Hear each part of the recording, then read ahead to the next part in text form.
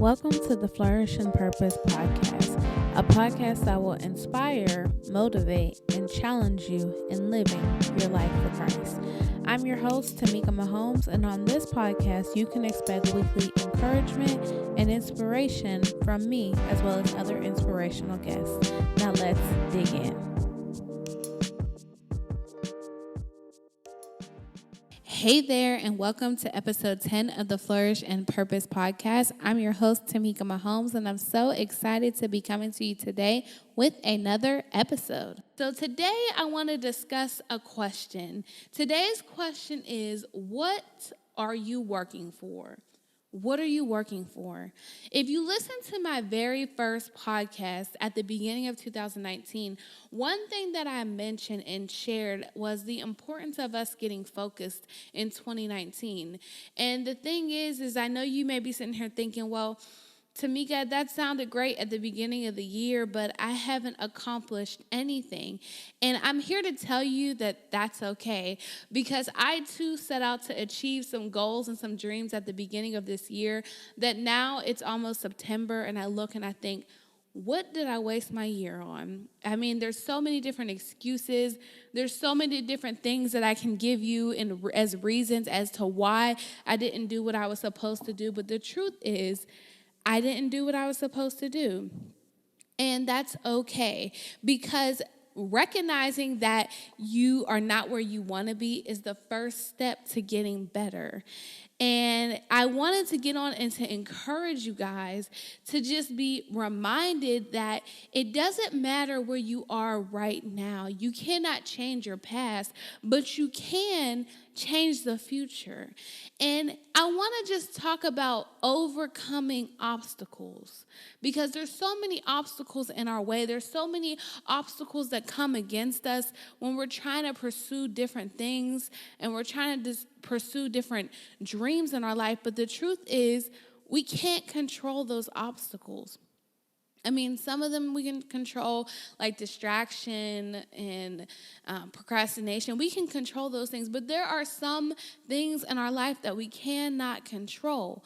And while we cannot control what happens to us, we can control how we respond to it. I recently read a quote online that says, when you can't control what is happening, challenge yourself to control the way you respond to what is happening.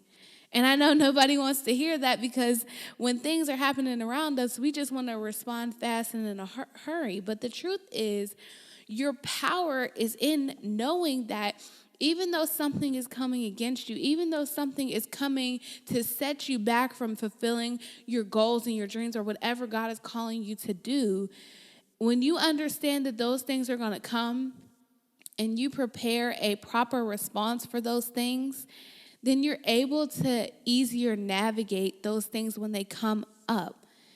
I think it's important that we understand that setbacks and our final destination, they're not the same thing. I know we can look at things in our life and think, oh, I've been set back. I'm not where I want to be. I'm not where I'm supposed to be. And we can just think, well, it's over. But the truth is, a setback does not mean that it's over. A setback does not mean it's the end. A setback gives you an opportunity to reevaluate your plan and move forward. So if you're looking at yourself and thinking, wow, 2019, I wasted so much time. I didn't do what I was supposed to do. I didn't work towards the purpose that I want to work towards, because that's what this podcast is all about. Flourishing into the purpose that God has for you. And while you may be looking at your current last 9 months of 2019 and just thinking, I didn't get where I wanted to get, I want to tell you right now that that's okay. That's okay, because you now recognizing that you're not where you're supposed to be gives you an opportunity to reevaluate and to make a better plan for your future. So I wanted to share with you 5 things to encourage you to push past where you're at now and to push into what God is calling you to be. And the thing is that sometimes we have different reasons for setbacks. Sometimes people tell us no. Sometimes we're our own greatest distraction. Sometimes we allow things in our life and situations to keep us from fulfilling what God has for us. We allow doubt and discouragement to creep in. But the truth is, if we learn to push past focusing on where we are right now, if we learn to push past the naysayers and the things that are coming to stop us, then we can push into pressing into what God has for us.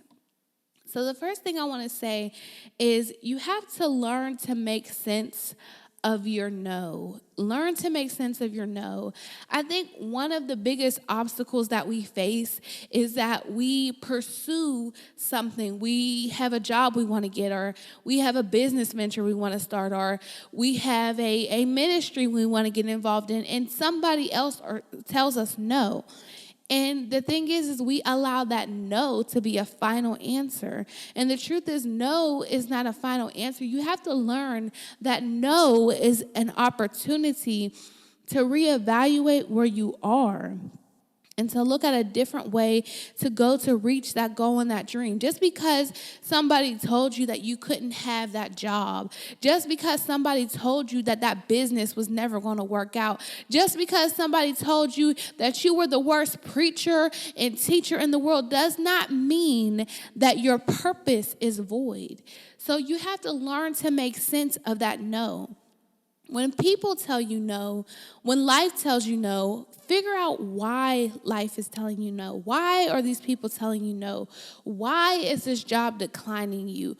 Why is this person telling you that you're never going to be successful? And when you realize why, you have to recognize if there's truth to that statement. I think the thing is we often don't want to admit when there's truth to what people are saying about us. But when we understand what is true and we understand what is false, we're able to better know how to move forward. So you have to look at the reason you're being told no, whether you're telling yourself no, whether somebody else is telling you no. And you have to understand, even though somebody's telling me no, why am I doing this? Why am I pursuing this thing as being an author?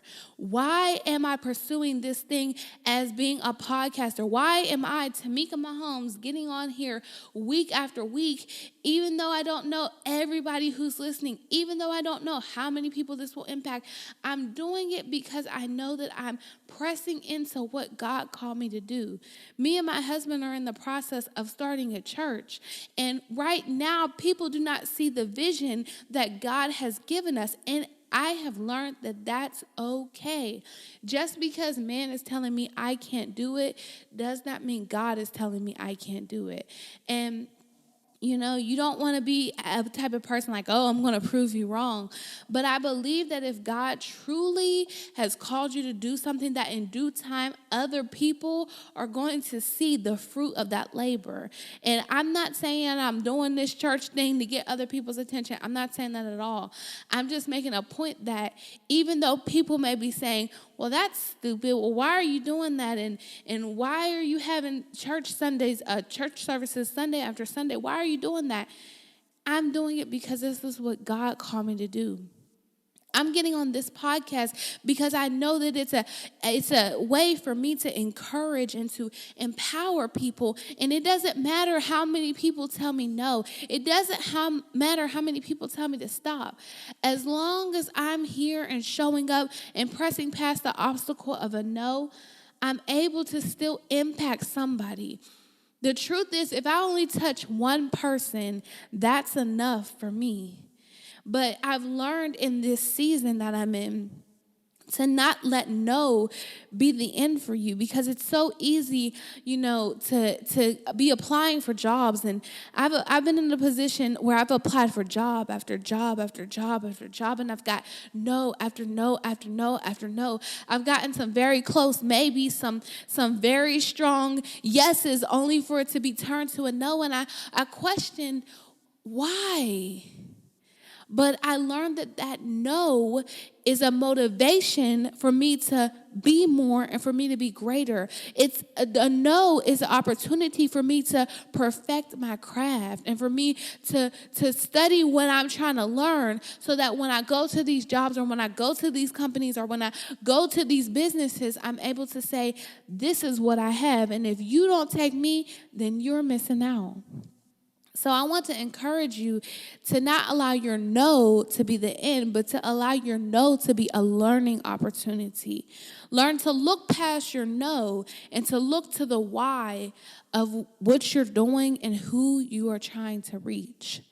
The second thing I want to point out is that you have to go back to the beginning. I don't think we do that enough. I think we start with a vision. We start with this plan. We're on fire. We're excited. And we're ready to just get these things running and off the ground. But the truth is, when distractions come our way and procrastination come our way and we have no's and we have setbacks, when all of those things come against us, that's when we start to lose our fire.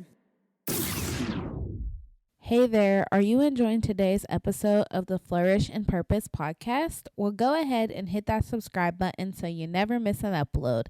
Also, be sure to rate and review on iTunes. Now, let's get back to today's episode.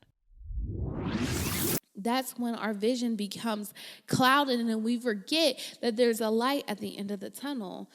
And the truth is that it's important for us to go back to the beginning. We have to go back to understanding, why are we doing this thing? Who am I trying to touch? Who am I trying to inspire? Who needs to hear this? Who needs to see this? Who is this coffee shop I'm trying to open going to touch? How am I going to encourage people on this prayer line? How am I going to fulfill the vision and the purpose that God has for me? And in life, we can allow those things to just keep us and distract us from fulfilling that purpose so much that we forget the purpose and we forget the reason that we started in the first place. So I want to encourage you, in addition to making sense of your no's, to remind yourself of why you started this thing in the first place. I started this podcast, the Flourish and Purpose podcast, because I want to inspire people. I want to encourage people. I want that man or that woman to know, even though you've been told no 50, 60, 80 millions of times, I want you to know that you can still fulfill the purpose that God has for you. I want that person to know that even though everybody else has written you off, God has not written you off. God still has a purpose and a plan for you. And if I ever lose focus, if I ever don't feel like I'm in a position where I'm reaching people, I'm going to remind myself to go back to the beginning and to remember why I started this podcast, to remember why I started that thing I'm working towards, and to remind myself that why is what's going to keep me going. So I want to encourage you to go back to the beginning. Don't be scared to go back and to look at your goals and to reassess what got you here in the first place. The third thing I want you to do is to do your part and let God do his. We have a part to do, but God is also able to move on our behalf. And I think when things aren't going our way, we often lose sight of that. You know, I hear people say, well, God gave me this vision and God called me to do this, but it's like along the journey, they seem to forget the vision that God gave them requires them to work. You know, there's this thing going on in the Christian community where people are like, well, God will give it to you. Well, God calls us to work. God calls us to work. If God has given you a vision, you have to work on that vision. You have to do your part, and God will do his. Don't expect the book to be written if you ain't taking the time each and every day to work on the book. God can't write that book for you. I know God told you you're going to write a book and it's going to inspire millions. But the thing is if you ain't putting in the work to do that book is not going to complete itself. So I want to encourage you to do your part. If there's something you have to learn, take a class, pick up a book, look on YouTube. If there's something you're trying to grow in, get connected with other people who are where you're trying to go. Get encouragement and inspiration and influence from those people. If there's things that you're trying to do, whatever you're trying to increase in, whatever you're trying to perfect your craft in, make sure you're doing your part. You have to work, but you also have to pray, and you have to ask God, how is this going to be done? God, you've given me this vision. God, you told me this is the purpose you have for me. Now, God, help me to do it, God, and let your will be done. Let your will be done. I want to encourage you not to leave God out of the process of fulfilling your dreams, of fulfilling the goals and the visions that he's given you. The problem is when we leave God out. When we leave God out, then we're moving in vain. So I want to encourage you to not let your vision prosper without God, but to also do the work you have to do and let God do what he has to do. The fourth thing I want to point out is that you have to take control of your time. You have to take control of your time. Distraction is like the number one killer to dreams being fulfilled. Procrastination is there too. And the thing is that, and I know people might not like that I'm going to say this, but we can get so caught up in other people's dreams that we forget about our own. Now, what am I saying? I'm saying we're on YouTube watching a YouTuber who has millions of followers. We're watching him or her daily vlog. And we're caught up in their vision and we're caught up in what they're doing and who they are that we're losing sight of our own dream. We're losing sight of the purpose that God has given us. We're so caught up on social media of the fact that somebody else is prospering that we're not putting in the work that we need to prosper ourselves. I know people don't want to hear that, but it's true. We sit around and we watch TV for hours at a time when we know we should be working on that book, when we know we should be working on that business plan, when we know we should be studying and reading the Bible, and we know we need to be doing stuff to better ourselves rather than bettering the person on the other side of the screen, because guess what? They're getting paid whether or not you watch them. Just saying. You have to take control of your time. Time is precious. The thing about time is you cannot get time back. If you think about all the time wasted on social media, you think about all the time wasted on watching TV, you think about all the time wasted on watching other people's daily vlogs and doing this and doing that. If you think about all the time that you can spend doing that stuff, and measure it to how much of that time you could have been working on that business. That business plan could have been done. The book could have been finished. The song could have been written. But if we don't learn to take control of our time, if we don't learn to set boundaries in our time, we'll find ourselves in a place where we spent months in years, and we realize our dream, the thing that God has given us, the purpose that God has given us, it never came to pass because we were so busy doing other things. And I've been there. I'm there sometimes. I can't sit here and tell you that I'm sitting right here right now in September, haven't really fulfilled things. My book is supposed to be done by now. I'm supposed to have more podcasts and blogs out. I can't sit here and blame it all on the fact that I'm pregnant. Part of it is distractions. I've allowed things to consume my mind, and now I'm starting to realize that I wasted time. So I'm at a point now where I understand that I got to take control of my time. I have to remember what's important to me. I have to remember the thing that God has purposed inside of me. I have to remember that the book that I'm writing is going to touch people. I have to remember that the episodes I'm recording on this podcast are going to reach people. I have to remember that the blogs that I type are meant to encourage people. Because if I don't work at those things daily, if I don't work at that, and if I'm not putting my time into that and I'm putting my time into other things, pretty soon those things are going to consume me. Those things are going to control me, and those things are going to distract me from the purpose that God has for me and the purpose that He's calling me to fulfill. I realized that I don't want to get to heaven and say, God, I didn't do what you called me to do because I was too busy watching TV, because I was too busy talking on the phone to somebody.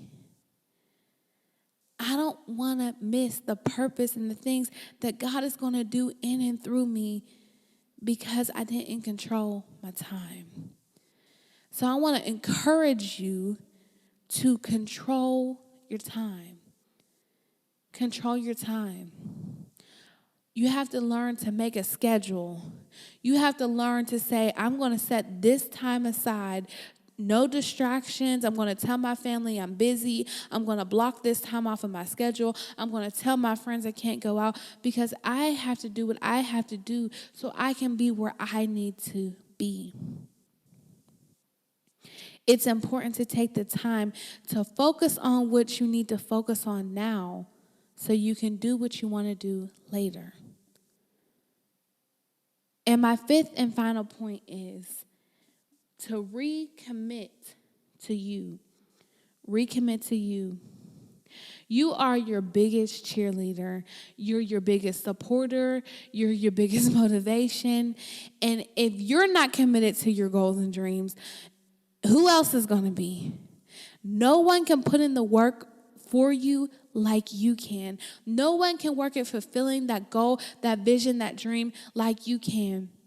So you have to learn to push past doubt. You have to learn to push past fear. You have to learn to ignore those that may be trying to silence your dreams. You have to stop focusing on the woulda, coulda, shouldas. And you have to focus on pushing towards the things that God has placed inside of you. No one can do it but you. So just to recap my 5 points here, you have to learn to make sense of your no. You have to go back to the beginning. You have to do your part and let God do His. You have to take control of your time. And finally, you have to recommit to yourself.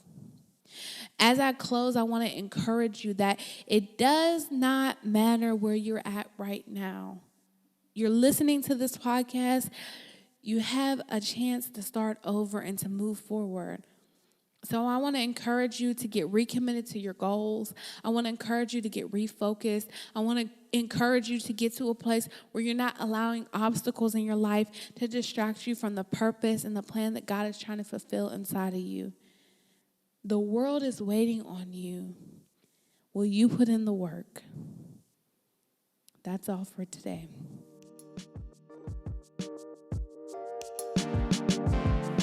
Thank you for listening to today's episode of the Flourish and Purpose podcast. If you would like a copy of today's show notes, please head over to www.flourishandpurpose.com. Again, that's www.flourishandpurpose.com. God bless.